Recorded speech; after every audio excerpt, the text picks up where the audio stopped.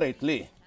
Meaning, if we interpret the phrase 3/4 of all the members of the House voting jointly, it simply means 206. that 198 members of the House of members of Congress would already be sufficient to satisfy the constitutional mandate of 3/4 of all its members. As the Vice Chairman of the Committee on Constitutional Amendments, what is your personal view?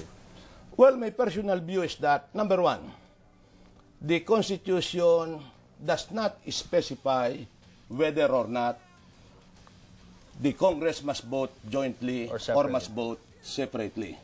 It simply states that Congress, upon a vote of 3/4 of all its members, Pero sir, sa inyo, may propose amendments to the Constitution. Sa inyo lang, your own personal opinion. Well, insofar as the House is concerned, of course, we have the self-serving interpretation that 3/4 would refer to the total membership of the House. On the other hand, insofar as the Senate is concerned, they have also their self-serving interpretation. That when we speak of 3/4, it should be voting separately.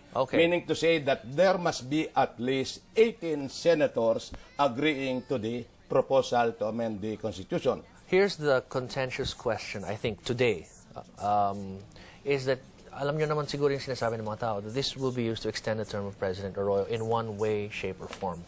Kayo, do you feel that, would you have a problem with the extension of President Arroyo's term? Regardless of what public opinion is, para po lang sa inyo. Well, actually, we impose that as one of the conditions in our resolution to show to the people that we are not in favor of extending the term of the President or any public official. What if it were possible to have an election and not extend the term of the President and still find her leading the country after 2010? Well, that would be a different situation. Would that be acceptable to you? Well, there would be a lot of questions to be raised. Well, number one, we have to convene as a constituent assembly. Yeah. Number two, we must get at least 198 members. Yeah. Number three, of course, the Senate will not agree. And therefore, the Supreme Court has to sustain our interpretation that the 3/4 requirement would only mean voting jointly, not voting separately. Number four, there must be a change in the government from presidential to parliamentary in order to allow the president to run. And number five, what would be the restrictions? Will former presidents, will former vice president, will members of the Senate, will the current members of the House be still permitted to run in the new parliament? Those are the questions which we have to address. And those are many questions indeed. We're going to take a short break. We'll continue our discussion with Congressman Barzaga when we return. You're watching The Big Picture.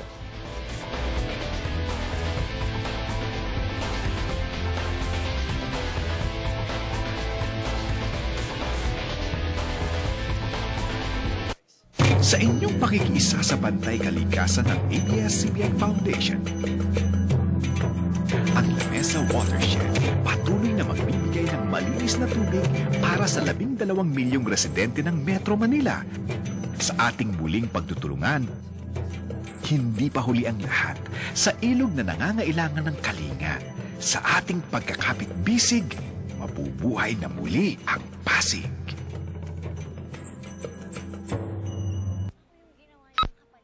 Couldn't catch your favorite ABS-CBN primetime shows on TV? Watch it online and on demand with TFC Now. More than 200 movies, 100 TV shows when you want it. Subscribe to Sky Broadband from February 2 to April 2. Get 60 days free exclusive content and experience primetime anytime with Sky Broadband. Watch shows online uninterrupted with the fastest broadband internet in the country.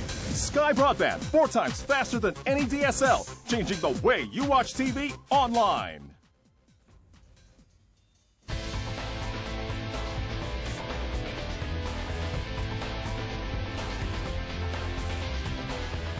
We're talking with Cavite Representative Elpidio Barzaga. Sir, read page 10 of the Philippine Star today. It quotes Pampanga Congressman Gonzales and Lazatin as talking about a scenario like this.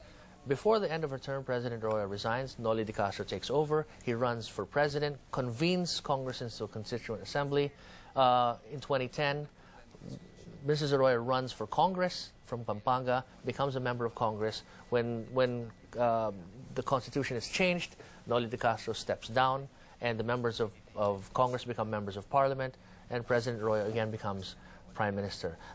This is not something out of my imagination. It is something that the two congressmen were quoted as describing by the Philippine Star in today's edition. Well, personally, I believe that that is not legally and constitutionally possible. If Noli de Castro would be elected as president in 2010, under the Constitution, he would have a definite term of 6 years. That is a term guaranteed under the Constitution.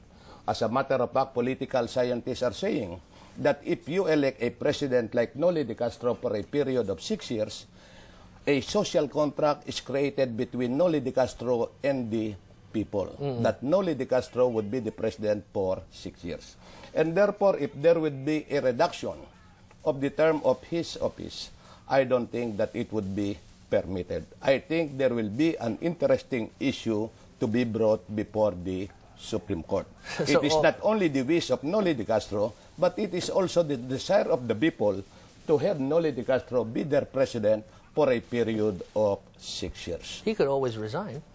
Well, that would be a different thing, because in case of resignation, under the Constitution, it will be the Vice President who shall take over. In the event that the Vice President is not available, then it will be the Senate President, and thereafter there will be an election. There's a whole hierarchy. So, yes, there will be an order of succession. Then do you think that the Gonzales-Lasatin scenario, as I'll call it, is feasible or parang malabo? Parang malabo yan. Malabo rin. Taking into consideration that ours is a government of laws and not of men. All right, my last question to you, Congressman, is this. I think the House has made clear that it really wants to revise the Constitution for different reasons. Yes. And I think many sectors of the public have made clear that they're not in favor of it. Now, we don't really know because no one has actually, gone to a plebiscite. But as a veteran politician, a member of the House, someone who knows the ins and outs of politics, do you think, you look at everything, matutuloy ba to, itong charter change? Well, I think that time is running out. At least, my expectation is that we might be able to bring this issue before the Supreme Court, and after 2010, we shall have already a jurisprudence on the matter.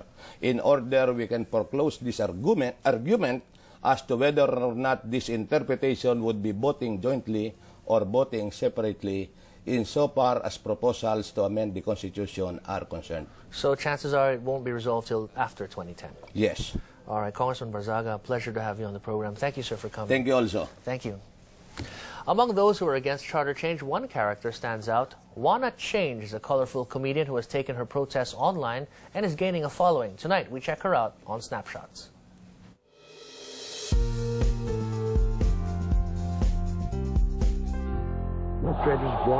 They wanted change then, and they got it. And so did they. Back here, when someone got the message wrong and pushed for charter change, YouTube found itself a dancing queen. With the help of the Convergence team, comedian May Paner threw her weight into mounting protests for real political reform as Wanna Change. My name is Wanna Change. But it's a common name for a Filipino woman, like everyone, but with the help of political satire, technology, and cyberspace to battle political odds and inspire change, she became the new YouTube sensation. Alam mo, may ibig sabihin ng bawat step ng cha-cha. Left to interpretation, her name could mean hope for change, a call to action, or resignation over the seeming lack of it. As her press release goes, she's the one everyone should watch. Ang iboboto ko, yung inuuna kapakanan ng bayan. And they are, generating 50,000 views in the first week alone. Her viral performances on YouTube have since drawn a huge following. Want to change or charter change? Feel free to post your comments. Check out my blog, www.rickycarandang.com. That's the big picture tonight. The World Tonight is next.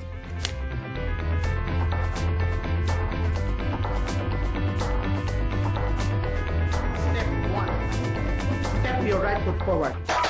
Yan ang senyas mo sa mga allies mo kung ready na sila, ha?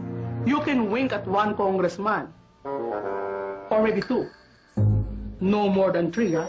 Ibig sabihin yan, Pag nag-pat sila ng kanilang right foot, everybody's ready, ha? Magulo. May crisis. Pagkatapos, ipapasok mo ang cha-cha ng disimulalo.